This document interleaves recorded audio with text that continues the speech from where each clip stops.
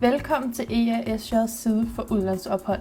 Her kan du både finde information omkring studieophold og praktikophold i udlandet. Et udlandsophold er for dig, der gerne vil udfordres, opleve en alle kulturer og få et bredere netværk.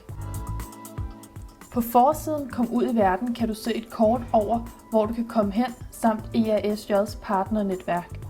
Hvis du klikker dig ind på et af de kontinenter, du gerne vil vide mere om, kan du se, hvilke lande du kan komme til i forhold til din uddannelse.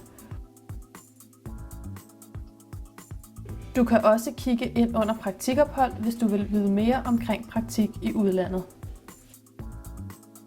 Hvis du vil høre tidligere studerendes erfaringer med udlandsophold, kan du klikke dig ind her og se tidligere studerendes videoer. Hvis du hellere ønsker information omkring studieophold, klikker du her. Øverst i højre menu finder du en orange kasse. I den kan man finde quick guides.